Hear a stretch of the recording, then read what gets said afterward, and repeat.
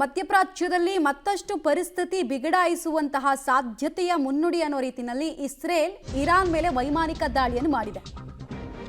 Iran ಮೇಲೆ Israel ವೈಮಾನಿಕ ದಾಳಿ ನಡೆಸಿರೋದ್ರ ಮಾಹಿತಿ ಲಭ್ಯ ಆಗ್ತಾ ಇದೆ. ತೆಹರಾನ್ ಮೇಲೆ ಅಂದ್ರೆ ಇರಾನ್ನ ರಾಜಧಾನಿ ಇದು ತೆಹರಾನ್, ಅದರ ಮೇಲೆ ಇಸ್ರೇಲ್ ದಾಳಿ ಮಾಡಿರೋದು. ಖಮೇನಿಯ ಕಚೇರಿ ಬಳಿಯಲ್ಲೇ ವಿಧ್ವಂಸಕ ವಸ್ತು ಸ್ಫೋಟವಾಗಿರೋದ್ರ ಮಾಹಿತಿ ಸಿಗ್ತಾ ಇದೆ. ತೆಹರಾನ್ನಲ್ಲಿ ದಟ್ಟ ಹೊಗೆ ಆವರಿಸಿದೆ. ಯುದ್ಧಾತಂಕ ಮತ್ತೆ ಶುರುವಾಗ್ತಾ ಇದೆ. ಕಳೆದ 1 ತಿಂಗಳಿಂದ ಇಸ್ರೇಲ್ ಮತ್ತು ಅಮೆರಿಕ ಇರಾನ್ನ ಥ್ರೆಟ್ ಮಾಡ್ತಾನೆ ಇತ್ತು, ಅಂದರೆ ಬೆದರಿಕೆ ಹಾಕ್ತಾನೆ ಇತ್ತು.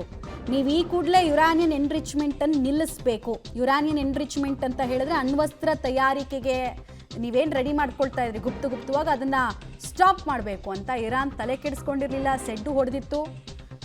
ಇನ್ಫ್ಯಾಕ್ಟ್ ಈ ದಾಳಿಯ ಬಗ್ಗೆ ಮಾಹಿತಿಯನ್ನು ಇರಾನೇ ಹಂಚಿಕೊಳ್ತಾ ಇದೆ ಅನ್ನೋದು ಕೂಡ ಗೊತ್ತಾಗ್ತಾ ಇದೆ. ಹೊಗೆ ಕಟ್ಟಡದ ಪಕ್ಕದಲ್ಲೇ ಇರಾನ್ ಮೇಲೆ ಇಸ್ರೇಲ್ ನಡೆಸಿರುವ ವೈಮಾನಿಕ ದಾಳಿಯ ಗಂಭೀರತೆಯನ್ನು ನೀವು ಗಮನಿಸ್ತಾ ಇದ್ದೀರಾ. ಒಂದು ದೊಡ್ಡ ಸ್ಫೋಟ ಅಂತೂ ಸಂಭವಿಸಿದೆ. ಈ ಕೂಡಲೇ ಇರಾನನ್ನು ಬಿಟ್ಟು ಭಾರತೀಯರು ಹೊರಡಬೇಕು ಅಂತ ಕಳೆದ 1-1.5 ತಿಂಗಳಿಂದ ಭಾರತೀಯ ರಾಯಭಾರ ಕಚೇರಿ ಅಲ್ಲಿರುವ ಭಾರತೀಯರಿಗೆ ತಿಳಿಸಿತ್ತು. ಮತ್ತು ಪ್ರವಾಸ ಏನಾದರೂ ಇದ್ದರೆ ಮುಂದಕ್ಕೆ ಹಾಕಿ ಅಂತ ಕೂಡ ಹೇಳಿತ್ತು. ಅಮೆರಿಕ ಕೂಡ ನಾವು ಮಧ್ಯಪ್ರಾಚ್ಯದ ಕಡೆಗೆ ಯುದ್ಧ ನೌಕೆಗಳನ್ನು ಕಳಿಸಿದ್ದೀವಿ ಅಂತ ಹೇಳ್ತು. ಅಂತೂ ಇಂತೂ ಯುದ್ಧ ಶುರುವಾಗೇ ಬಿಡ್ತಾ ಅನ್ನೋದು ಈಗ ಪ್ರಶ್ನೆ. ಅಣ್ವಸ್ತ್ರ ತಯಾರಿಕೆಯ ಭೀತಿಯ ಕಾರಣಕ್ಕೆ ಈ ದಾಳಿಯನ್ನು ನಾವು ನಡೆಸಲೇಬೇಕಾಗಿ ಬರ್ತಾ ಇದೆ ಅಂತ ಇಸ್ರೇಲ್ ಹಿಂದೆನೇ ಹೇಳಿತ್ತು. ಕಳೆದ ವರ್ಷ ನಿಮಗೆಲ್ಲ ನೆನಪಿರಬಹುದು, ಇಸ್ರೇಲ್ ಇದೇ ಇರಾನ್ ಮೇಲೆ ಒಂದು ದಾಳಿಯನ್ನು ನಡೆಸಿದಾಗ ಅದಕ್ಕೆ ಆಪರೇಷನ್ ರೈಸಿಂಗ್ ಲಯನ್ ಅಂತ ಹೆಸರಿಟ್ಟಿತ್ತು. ಜೂನ್ 2025ರಲ್ಲಿ ಅಣುಸ್ಥಾವರಗಳ ಮೇಲೆ ಆಪರೇಷನ್ ರೈಸಿಂಗ್ ಲಯನ್ ಅಂತ ಹೇಳಿ ಹೆಸರಲ್ಲಿ ಭಾರಿ ದೊಡ್ಡ ದಾಳಿಯನ್ನು ಮಾಡಿತ್ತು. ನತಾನ್ಸ್ ಮತ್ತು ಫೋರ್ಡೋ ಅನ್ನೋ ಪ್ರದೇಶಗಳಲ್ಲಾಗಿತ್ತು.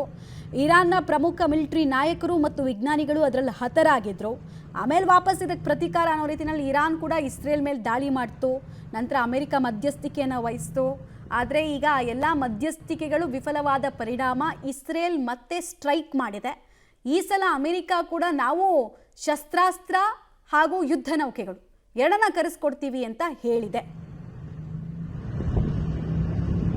ಡೀಟೇಲ್ಸ್ ಕೊಡ್ತಾರೆ ಶಬೀರ್. ಈಗ ಹೇಗಿದೆ ಇರಾನ್ನ ಪರಿಸ್ಥಿತಿ? ದಾಳಿಯಲ್ಲಿ ಸಾವು ನೋವಿನ ಬಗ್ಗೆ ಏನಾದರೂ ಮಾಹಿತಿಗಳು ಸಿಗ್ತಾ ಇದೆಯಾ? ಮಮತಾ, ದಾಳಿಯಲ್ಲಿ ಸಾವು ನೋವುಗಳಿಗೆ ಸಂಬಂಧಪಟ್ಟಂತೆ ಇನ್ನೂ ಕೂಡ ನಿರ್ದಿಷ್ಟವಾದಂಥ ಅಂಕಿ ಸಂಖ್ಯೆಗಳು ಬಂದಿಲ್ಲ.